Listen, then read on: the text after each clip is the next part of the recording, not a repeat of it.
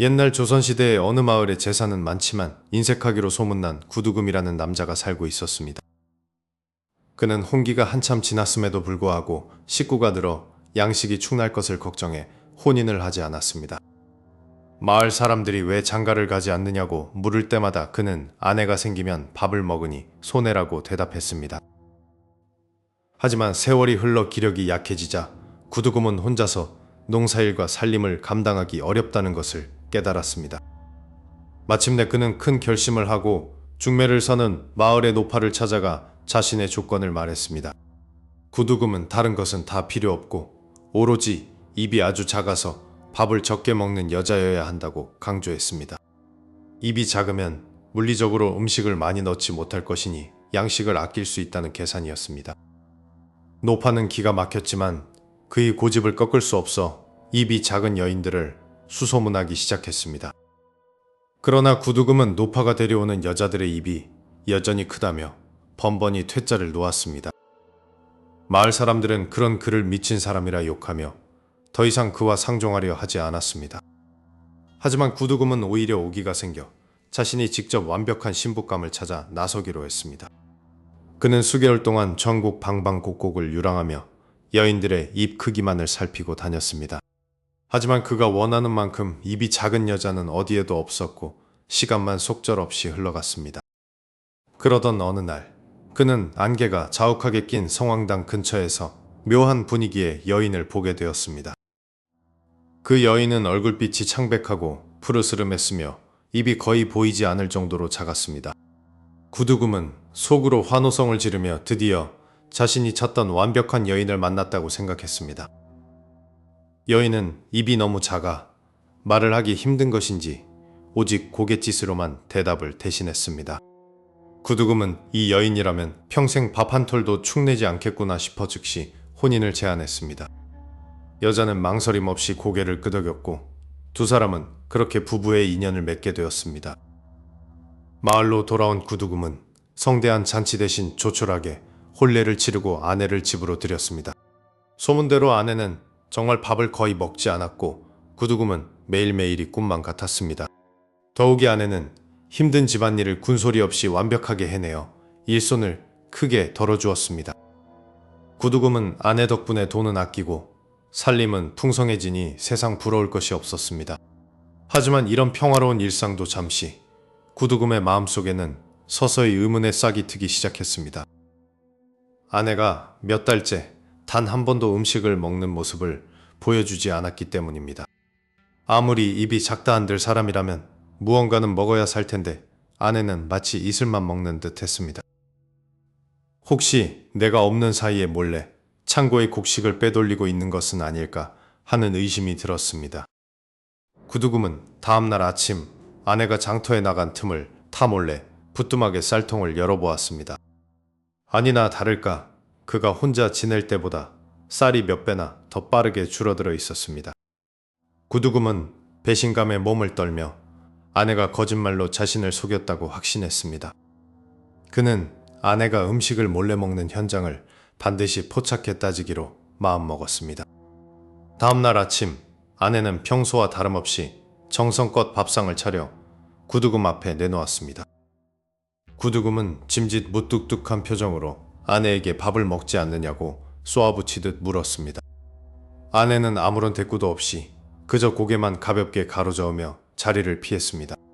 구두금은 밭일을 하러 나가는 척하며 대문을 나섰다가 슬그머니 다시 집으로 기어들어왔습니다. 그는 부엌이 잘 보이는 방의 벽장 안으로 몸을 숨기고 숨을 죽인 채 기다렸습니다. 얼마 지나지 않아 부엌에서 가마솥 뚜껑이 열리는 달그락거리는 소리가 들려왔습니다.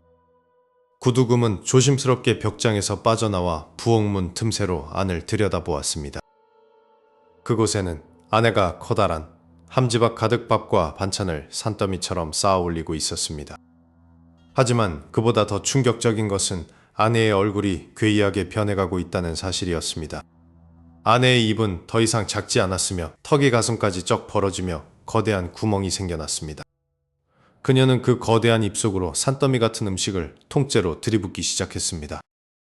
구두금은 공포에 질려 비명을 지르며 뒷걸음질 치다 그만 마당에 낮아빠지고 말았습니다.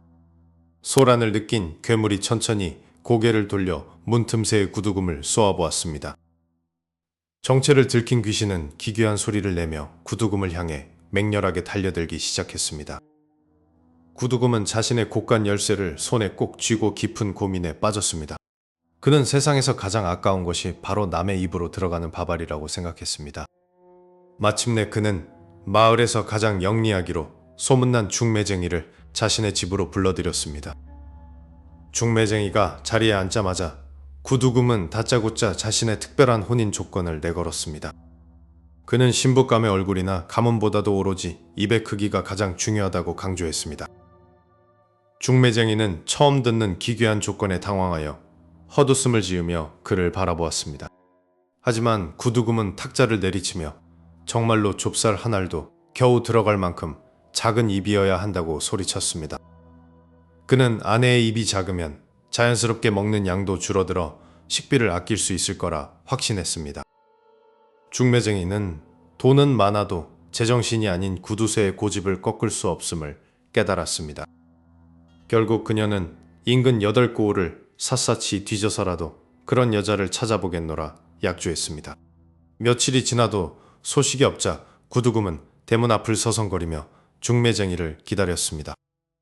그는 길을 지나는 사람들마다 입모양을 유심히 관찰하며 혼자 투덜거렸습니다. 평범한 여인들의 입술이 그에게는 마치 밥을 집어삼키는 거대한 구멍처럼 보였습니다. 구두금은 자신의 곳간에 가득 찬 쌀가마니를 바라보며 절대로 이를 허비하지 않겠다고 다짐했습니다. 그는 다시 중매쟁이의 집을 직접 찾아가 돈주머니를 흔들며 재촉했습니다. 중매쟁이는 이웃 마을 깊은 산골에 소문난 효녀가 하나 있다는 이야기를 꺼냈습니다. 그녀의 말에 따르면 그 처녀는 입이 너무 작아 말조차 거의 하지 않는다고 했습니다. 구두금은 혹시나 그녀가 몰래 밥을 많이 먹지는 않는지 꼼꼼히 따져 물었습니다. 중매쟁이는 그녀가 하루 종일 물 한 모금 마시는 것도 보기 힘들 정도라고 장담했습니다. 그 소식을 들은 구두금의 얼굴에 생전 처음 보는 화색이 돌기 시작했습니다. 그는 당장이라도 그 여인을 만나보고 싶어 안달이 났습니다. 구두금은 머릿속으로 아내가 먹지 않을 쌀의 양을 계산하며 이미 부자가 된 기분을 느꼈습니다. 그는 중매쟁이에게 그 여인을 만날 수 있는 장소를 정확히 가르쳐달라고 독촉했습니다. 중매쟁이는 성황당 근처 숲길에서 그녀가 자주 나무를 캔다는 정보를 흘렸습니다. 구두금은 한시도 지체하지 않고 산길을 향해 무거운 발걸음을 옮겼습니다. 숲은 울창하고 어두웠으며 까마귀 울음소리가 기분 나쁘게 울려 퍼졌습니다. 하지만 그는 오로지 입작은 아내를 얻어 재산을 지키겠다는 일념으로 전진했습니다. 멀리서 하얀 소복을 입은 듯한 여인의 실루엣이 가물거리며 보였습니다. 구두금은 숨을 죽이고 나무 뒤에 숨어 그녀의 옆모습을 훔쳐보았습니다. 여인의 입은 정말로 바늘구멍만큼 작아서 거의 형체조차 보이지 않았습니다. 구두금은 그녀가 나무를 캐는 모습을 보며 신비로운 아름다움까지 느꼈습니다. 그는 혹시라도 그녀가 몰래 품속에서 음식을 꺼내 먹지는 않는지 눈을 부라렸습니다. 하지만 여인은 한참 동안 아무것도 먹지 않고 조용히 일에만 열중했습니다. 구두금은 드디어 하늘이 내린 최고의 신부감을 찾았다고 속으로 쾌재를 불렀습니다.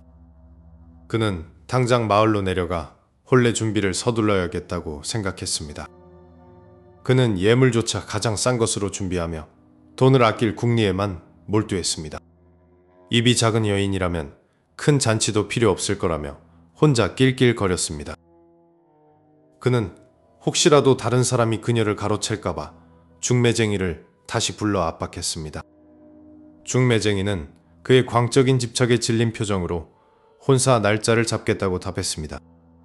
구두금의 집착이 깊어갈수록 그를 지켜보는 숲속의 그림자도 더욱 짙어지고 있었습니다. 하지만 구두금은 다가올 공포는 꿈에도 모른 채 오로지 텅 빈 밥그릇만을 상상했습니다. 드디어 혼례 날 아침, 마을 어귀에 기괴할 정도로 조용한 가마 행렬이 나타났습니다. 가마 안에서 살짝 보인 신부의 손은 창백하다 못해 푸른빛이 돌고 있었습니다.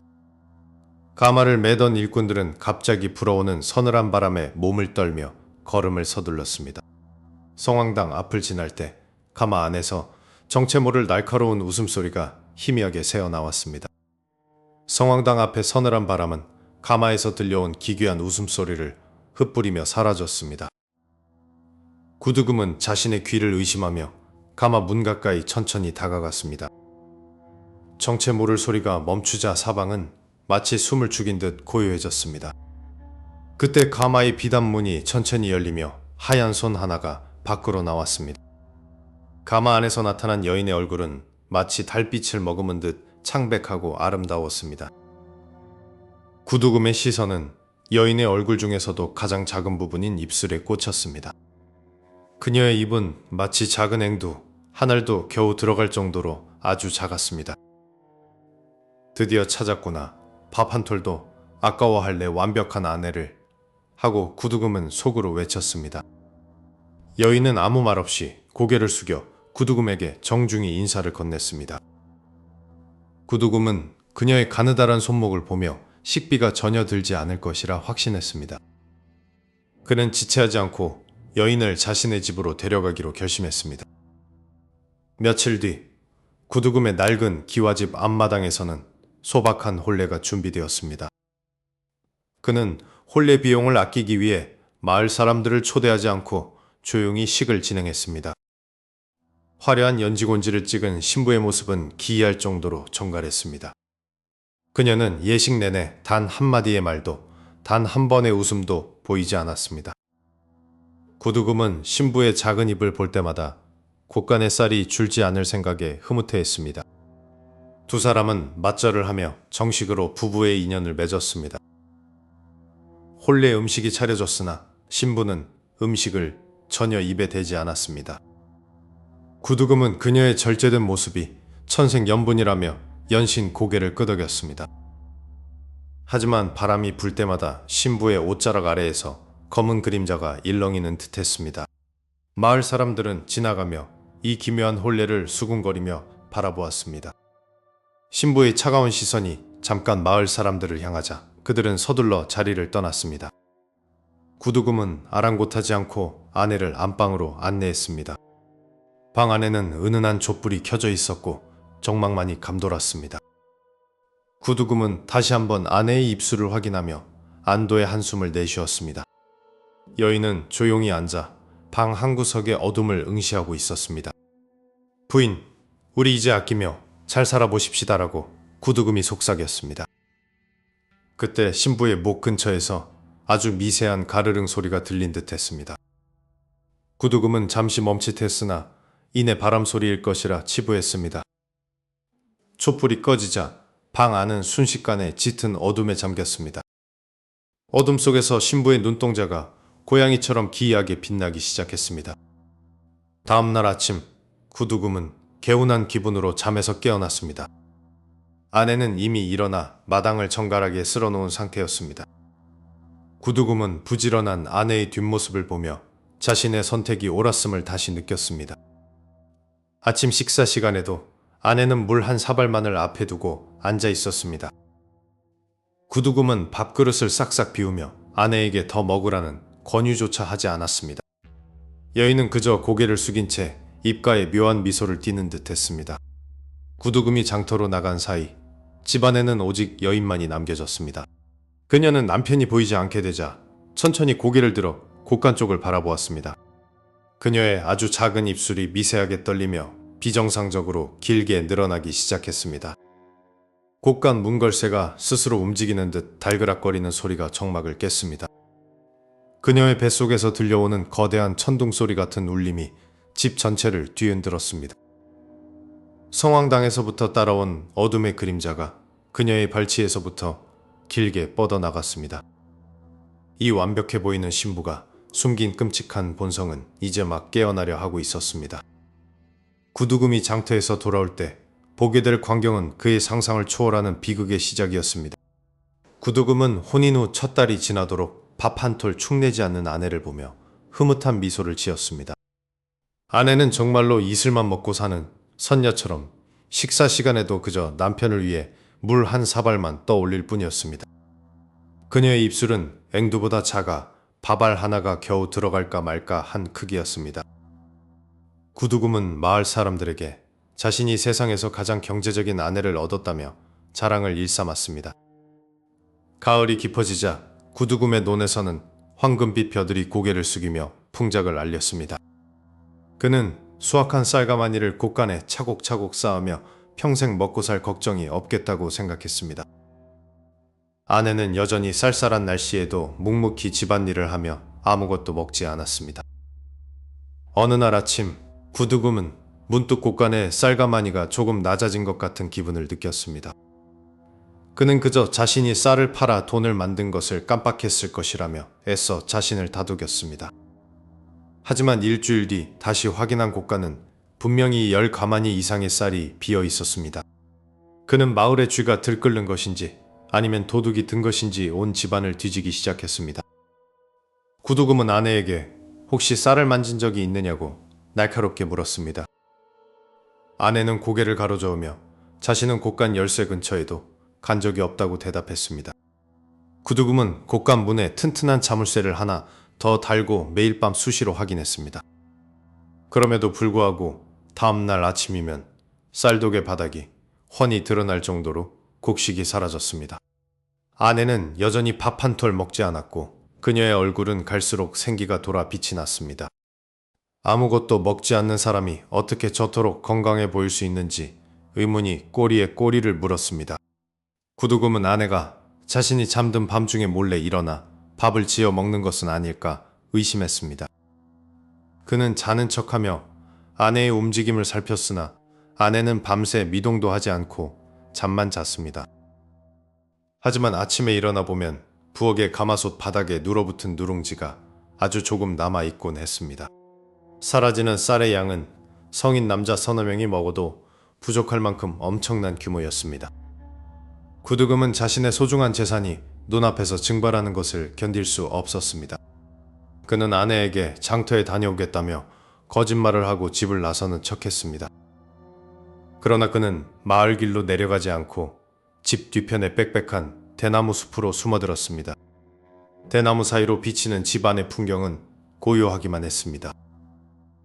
아내는 남편이 나간 것을 확인하고는 평소보다 민첩한 동작으로 부엌으로 향했습니다. 구두금은 심장이 터질 것 같은 긴장감 속에서 숨을 죽이고 그 모습을 지켜보았습니다. 아내는 곳간으로 들어가더니 엄청난 양의 쌀을 꺼내어 가마솥 3개에 나누어 담기 시작했습니다. 저렇게 많은 밥을 대체 누가 먹으려는 것인지 구두금은 공포에 질려 몸을 떨었습니다. 밥이 다 익자 아내는 커다란 양푼에 산더미처럼 밥을 퍼담았습니다. 하지만 아내는 여전히 그 작은 입으로 밥을 먹으려는 기색을 보이지 않았습니다. 그녀는 대신 부엌 문을 걸어 잠그고 방 안으로 밥그릇을 옮겼습니다. 구두금은 더 자세히 보기 위해 지붕 위로 올라가 석갈의 틈 사이로 방 안을 엿보았습니다. 방 안은 대낮임에도 불구하고 왠지 모를 서늘한 기운이 감돌고 있었습니다. 아내는 갑자기 머리칼을 뒤로 넘기더니 기괴하게 몸을 뒤틀기 시작했습니다. 그녀의 정수리 부분에서 무언가 쩍 갈라지는 소리가 들려왔습니다. 구두금은 너무 놀라 소리를 지를 뻔했으나 입을 틀어막고 버텼습니다. 그는 지금 자신이 보고 있는 것이 현실인지 꿈인지 분간할 수 없었습니다. 아내의 옷 아래에서 숨겨진 근육들이 꿈틀대며 무시무시한 변화를 예고했습니다. 밥그릇의 김이 식기도 전에 방 안에서는 사람이 낼 수 없는 기괴한 소리가 울려 퍼졌습니다. 구두금이 마주한 진실은 그의 남은 여생을 송두리째 바꿔놓을 만큼 끔찍한 괴물의 모습이었습니다. 구두금은 심장이 터질 것 같은 공포를 억누르며 어두운 방 안을 서성였습니다. 그는 매일 아침 가득 채워두었던 쌀독이 비어가는 이유를 도저히 이해할 수 없었습니다. 아내는 분명 밥을 한 톨도 먹지 않는다고 말했는데 쌀은 씻은 듯 사라졌습니다. 결국 구두금은 자신의 눈으로 직접 진실을 확인하기로 굳게 마음먹었습니다. 그는 아내에게 장터에 다녀오겠다는 거짓말을 남기고 몰래 뒤로 돌아왔습니다. 발소리를 죽이며 마당을 가로질러 안방 뒷문으로 접근했습니다.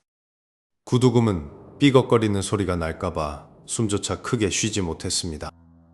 안방 구석에 놓인 커다란 벽장이 오늘따라 더욱 괴기스럽게 보였습니다. 그는 조심스럽게 벽장 문을 열고 그 안에 좁은 틈새로 몸을 밀어 넣었습니다. 낡은 옷감에서 나는 쾌쾌한 먼지 냄새가 코끝을 찔렀습니다. 구두금은 벽장문이 작은 구멍에 눈을 대고 밖을 살폈습니다. 한참의 시간이 흐르고 마당에서 아내의 가벼운 발소리가 들려왔습니다. 아내는 평소처럼 단아한 몸가짐으로 방 안으로 들어왔습니다. 그녀는 남편이 정말로 나갔는지 확인하듯 방 안을 천천히 훑어보았습니다. 벽장 속에서 구두금은 아내와 눈이 마주칠까봐 온몸을 떨었습니다. 잠시 후 아내는 안심한 듯 부엌으로 향해 밥을 짓기 시작했습니다. 밥 짓는 냄새가 진동했지만 아내는 여전히 조용하기만 했습니다. 얼마 지나지 않아 아내는 가마솥 가득한 밥을 솥안에 옮겨 담았습니다. 그녀는 그 엄청난 양의 밥을 들고 다시 안방으로 들어왔습니다. 혼자 먹기에는 상상도 할 수 없을 만큼 비정상적으로 많은 양이었습니다. 아내는 방 한가운데 앉아 주변을 다시 한번 살폈습니다. 구두금은 숨소리가 들릴까봐 자신의 입을 두 손으로 틀어막았습니다. 아내는 머리에 정성스럽게 꽂혀있던 비녀를 천천히 뽑아냈습니다. 그러자 가지런히 묶여있던 그녀의 검은 머리카락이 폭포처럼 쏟아졌습니다. 아내는 자신의 뒤통수를 어루만지며 기괴한 미소를 짓는 듯 했습니다. 구두금의 눈앞에서 믿을 수 없는 광경이 펼쳐지기 시작했습니다. 아내의 뒤통수 가마 부분에서 갑자기 살까지 쩍 갈라졌습니다. 그 갈라진 틈 사이로 날카로운 이빨들이 촘촘하게 드러났습니다. 그것은 분명히 사람의 것이 아닌 괴물의 입이었습니다. 아내는 마치 뒤에도 눈이 달린 것처럼 밥주걱을 거꾸로 집어들었습니다. 그녀는 산더미 같은 밥을 그 뒤통수 입으로 마구 들이붓기 시작했습니다. 쩝쩝거리는 기괴한 소리가 조용한 방 안에 크게 울려 퍼졌습니다. 구두금은 너무나 놀라 비명을 지를 뻔했지만 겨우 참아냈습니다. 밥그릇이 비워질수록 아내의 몸은 비정상적으로 부풀어 오르는 듯 보였습니다. 뒤통수에 입은 굶주린 짐승처럼 쌀알 하나 남기지 않고 삼켜버렸습니다. 식사를 마친 아내는 다시 머리카락을 정돈하고 비녀를 꽂았습니다. 구두금은 이 괴물과 함께 살고 있었다는 사실에 온몸에 피가 식는 기분이었습니다. 그는 지금 당장 이 집에서 도망쳐야 한다는 생각뿐이었습니다. 하지만 너무 긴장한 탓에 그의 발이 벽장벽을 툭 치고 말았습니다. 방 안을 가득 채우던 정적이 순식간에 깨졌고 아내의 고개가 멈췄습니다. 아내는 천천히, 아주 천천히 벽장이 있는 방향으로 몸을 돌렸습니다. 구두금은 벽장 틈새로 아내의 싸늘한 눈동자가 자신을 향하는 것을 보았습니다. 그는 숨을 멈추고 제발 들키지 않기를 간절히 빌고 또 빌었습니다. 그러나 벽장 문고리가 서서히 돌아가기 시작하며 누군가의 손길이 닿았습니다. 벽장 문고리가 덜컹거리는 소리에 구두금은 숨을 멈추고 온몸을 웅크렸습니다. 하지만 다행히 아내는 문을 열지 않고 그대로 부엌 쪽으로 발걸음을 옮겼습니다. 구두금은 조심스럽게 벽장 틈새에 눈을 바짝 들이대고 밖을 살피기 시작했습니다. 아내는 평소처럼 조용한 걸음걸이로 커다란 가마솥 앞에 멈춰 섰습니다. 그녀는 주변을 한번 쓱 둘러보더니 가마솥의 무거운 뚜껑을 가볍게 들어 올렸습니다. 솥 안에는 구두금이 아껴두었던 하얀 쌀밥이 가득 채워져 김을 내뿜고 있었습니다. 아내는 갑자기 낮게 낄낄거리는 기분 나쁜 웃음소리를 내기 시작했습니다. 구두금의 눈앞에서 아내의 가느다란 목이 기괴한 각도로 꺾이며 뒤로 젖혀졌습니다. 그러더니 앵두같이 작았던 그녀의 입술이 귀 밑까지 천천히 찢어지기 시작했습니다. 찢어진 입술 사이로 날카롭고 누런 이빨들이 촘촘하게 모습을 드러냈습니다. 아내의 턱은 여기서 멈추지 않고 가슴을 지나 배꼽 근처까지 끝없이 벌어졌습니다. 벌어진 거대한 구멍 속에는 붉은 식도가 마치 살아있는 생물처럼 꿈틀거리고 있었습니다. 아내는 양손으로 가마솥에 밥을 한 움큼씩 쥐어 그 거대한 구멍 속으로 던져 넣었습니다. 밥알들이 사방으로 튀었고 아내는 씹지도 않은 채 밥을 통째로 삼켜버렸습니다. 꿀꺽거리는 소리가 부엌 전체에 진동하며 구두금의 고막을 자극했습니다. 가마솥 하나 분량의 밥이 눈 깜짝할 사이에 아내의 뱃속으로 사라져버렸습니다. 식욕을 억제하지 못한 아내는 이번에는 찬장에 있던 반찬 그릇들을 꺼내기 시작했습니다. 그녀는 사기 그릇에 담긴 나물과 고기들을 그릇째 입안으로 털어 넣었습니다. 우두둑 소리를 내며 사기 그릇조차 그녀의 이빨 사이에서 가루가 되어버렸습니다. 구두금은 이 끔찍한 광경을 보며 심장이 터질 것 같은 공포를 느꼈습니다. 아내의 배는 엄청난 양의 음식을 먹었음에도 전혀 불룩해지지 않고 평평했습니다. 그녀는 갈증을 느꼈는지 부엌 한 구석에 있는 커다란 물동이를 번쩍 들어 올렸습니다. 물동이의 물이 폭포처럼 벌어진 입안으로 쏟아져 들어갔습니다. 식사를 마친 아내가 기괴하게 찢어진 입을 서서히 다물기 시작했습니다. 잠시 후 그녀의 얼굴은 다시 예전처럼 조신하고 입이 작은 여인의 모습으로 돌아왔습니다. 아내는 바닥에 떨어진 밥알 하나하나를 혓바닥으로 핥아 흔적을 지우기 시작했습니다. 그 모습은 마치 굶주린 짐승이나 귀신과 다를 바가 없었습니다. 구두금은 당장이라도 이곳을 뛰쳐나가 달아나고 싶은 충동에 휩싸였습니다. 하지만 다리가 후들거려 한 발자국도 움직일 수 없는 상태가 되었습니다. 아내는 청소를 마친 뒤 갑자기 구두금이 숨어있는 벽장 쪽을 향해 고개를 돌렸습니다.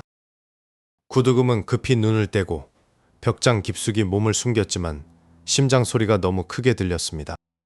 벽장 밖에서 아내의 천천히 다가오는 발걸음 소리가 들려왔습니다. 쓱, 쓱 하는 버선코 끄는 소리가 죽음의 사자처럼 다가왔습니다. 구두금은 입을 틀어막고 눈물을 흘리며 신령님께 살려달라고 빌었습니다. 발걸음 소리가 벽장 바로 앞에서 뚝 멈췄고 정적이 흐르기 시작했습니다. 갑자기 벽장 문틈 사이로 가느다란 손가락 하나가 쑥 들어왔습니다. 손가락은 마치 안을 확인하려는 듯 허공을 휘저으며 구두금의 옷자락을 스쳤습니다. 구두금은 비명을 지르고 싶은 목구멍을 억지로 짓누르며 숨을 참았습니다. 이내 손가락이 빠져나가고 아내는 낮게 을조리듯 중얼거렸습니다. 서방님, 아직 안 주무시고 거기 계시는군요. 그 순간 벽장 문이 거칠게 부서지며 아내의 찢어진 입이 구두금의 얼굴 바로 앞까지 들이닥쳤습니다. 구두금은 찢어질 듯한 비명을 지르며 부서진 벽장 틈바구니에서 필사적으로 기어나왔습니다. 뒤를 돌아본 그의 눈앞에는 배꼽까지 입이 벌어진 아내가 기괴한 관절 꺾이는 소리를 내며 다가오고 있었습니다. 구두금은 신발도 신지 못한 채 문을 박차고 마당으로 뛰어내려 어둠 속으로 질주했습니다. 아내였던 괴물은 사람의 목소리가 아닌 짐승의 포효를 내지르며 담장을 가뿐히 뛰어넘었습니다. 구두금은 마을 뒤편의 험한 산길을 향해 무작정 발걸음을 옮기며 살려달라고 울부짖었습니다. 등 뒤에서 느껴지는 서늘한 한기와 쩍쩍 갈라지는 입의 마찰 소리가 점점 가까워졌습니다. 발이 가시에 찔리고 나뭇가지에 얼굴이 긁혔지만 구두금은 멈출 수 없었습니다. 괴물 아내는 손가락 끝에서 날카로운 손톱을 세우며 그의 목덜미를 낚아채려 허공을 휘둘렀습니다. 구두금은 비탈길에서 발을 헛디뎌 아래에 있는 습지 방향으로 굴러떨어지고 말았습니다. 온몸이 진흙투성이가 된 그는 거친 숨을 몰아쉬며 주변을 살폈습니다. 그곳은 긴 잎사귀들이 무성하게 자라난 거대한 창포 군락지였습니다. 언덕 위에서 괴물 아내가 다시 몸을 날리며 그에게 달려들 준비를 마쳤습니다. 구두금은 본능적으로 무성한 창포숲 사이로 몸을 깊숙이 숨겼습니다. 그런데 기묘하게도 바로 앞까지 쫓아왔던 괴물의 기세가 갑자기 꺾이는 것이 느껴졌습니다. 괴물 아내는 창포숲 근처에 발을 들이려다 비명을 지르며 뒤로 물러났습니다. 그녀의 피부가 창포 잎사귀에 닿자마자 마치 불에 댄 것처럼 연기가 피어올랐습니다. 구두금은 창포 특유의 맵싸하고 강한 향기가 공기 중에 가득 차 있음을 깨달았습니다. 정체가 탄로난 귀신은 분노에 차서 주변의 돌을 집어던지며 괴성을 질렀습니다. 구두금은 숨을 죽인 채 창포 잎을 뜯어 자신의 몸 곳곳에 감싸기 시작했습니다. 아내는 숲 주위를 맴돌며 그를 유인하려 나긋나긋한 원래의 목소리로 이름을 불렀습니다.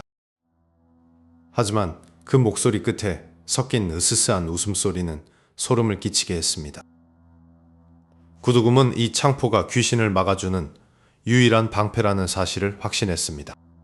귀신은 참지 못하고 다시 한번 숲으로 손을 뻗었으나 강렬한 향기에 손이 뒤틀리며 뒤로 나자빠졌습니다. 이때를 틈타 구두금은 더 많은 창포를 뿌리째 뽑아들고 숲 밖으로 나갈 준비를 했습니다.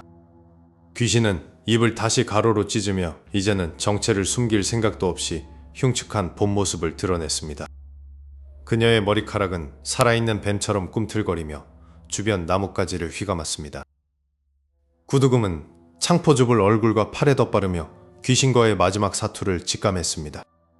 멀리서 새벽을 알리는 닭의 울음소리가 들리지 않는지 귀를 기울였지만 산속은 정적만이 가득했습니다.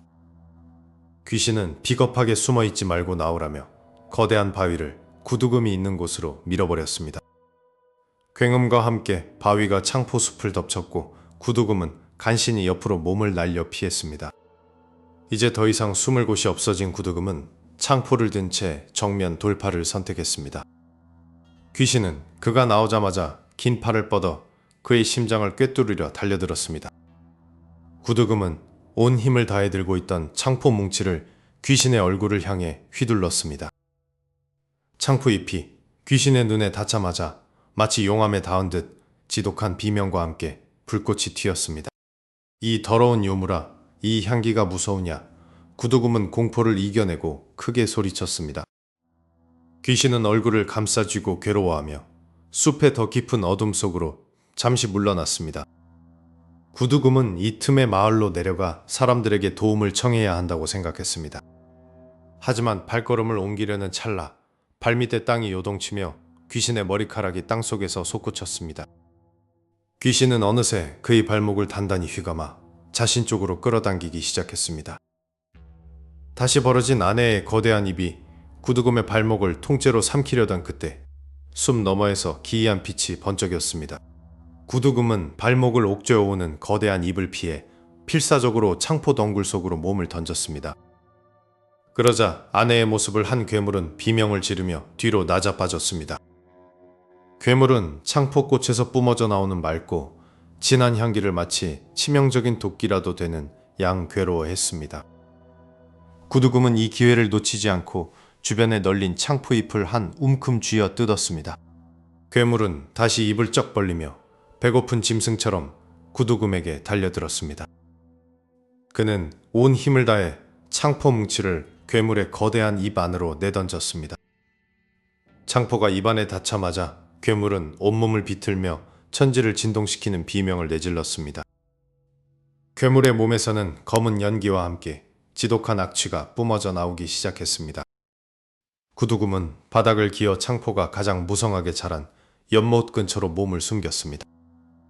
괴물은 형체를 잃어가면서도 끈질기게 구두금을 향해 손을 뻗었습니다. 하지만 창포의 향기가 닿는 곳마다 괴물의 살점은 재가 되어 흩날렸습니다. 마침내 괴물은 한 줌의 검은 연기가 되어 새벽 공기 속으로 완전히 사라졌습니다.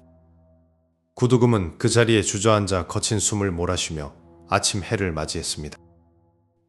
그가 살던 집으로 돌아갔을 때 아내의 흔적은 어디에도 남아있지 않았습니다. 마당 한가운데에는 아내가 입었던 낡은 치마적 오리만이 허망하게 놓여 있었습니다. 구두금은 자신이 밥을 아끼려다 얼마나 무서운 존재를 집안에 들였는지 깊이 반성했습니다. 그는 곧장 마을 사람들을 불러 모아 자신이 겪은 기이한 일들을 전부 털어놓았습니다. 마을 사람들은 입작은 여인이 사실은 사람을 잡아먹는 요괴였다는 사실에 경악을 금치 못했습니다. 노련한 마을 어르신은 창포가 예로부터 부정함을 씻어내는 영험한 풀이었다고 설명했습니다.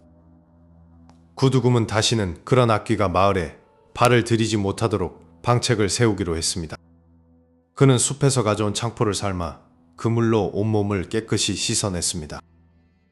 그러자 몸을 짓누르던 기괴한 공포와 악귀의 기운이 씻은 듯이 사라졌습니다. 평생 돈만 밝히던 그는 남은 쌀을 풀어 마을 사람들에게 성대한 잔치를 베풀었습니다. 마을 사람들은 구두금의 변화를 기뻐하며 함께 창포물에 머리를 감기 시작했습니다. 이것이 바로 매년 단오가 되면 창포물에 머리를 감는 풍습의 시작이 되었습니다. 창포의 뿌리를 깎아 만든 비녀를 머리에 꽂아 애군을 막는 전통도 함께 생겨났습니다. 그날 이후 구두금의 집에서는 더 이상 기괴한 소리나 그림자가 나타나지 않았습니다. 구두금은 인색함을 버리고 가난한 이웃을 돌보는 덕망 있는 노인으로 늙어갔습니다. 하지만 지금도 인색함에 눈이 멀어 도리를 저버리는 자에게는 그 악기가 다시 찾아올지 모릅니다. 선조들은 이 이야기를 통해 과한 욕심은 화를 부른다는 교훈을 후대에 전하고자 했습니다. 매년 단오면 마을 가득 퍼지는 창포 향기는 여전히 우리 곁을 지키고 있습니다. 구두금의 집터에는 이제 아름다운 창포 꽃밭이 조성되어 사람들의 발길이 이어집니다. 한국의 전통 풍습 속에 숨겨진 이 공포스러운 유래는 세대를 거쳐 입에서 입으로 전해집니다. 보이지 않는 곳에서 우리가 저지르는 사소한 탐욕이 어떤 괴물을 불러낼지 아무도 모릅니다. 하지만 맑은 마음과 창포의 향기가 있다면 어떤 어둠도 이겨낼 수 있을 것입니다. 이제 마을은 평화를 찾았고 구두금의 전설은 향기로운 기록으로 남았습니다.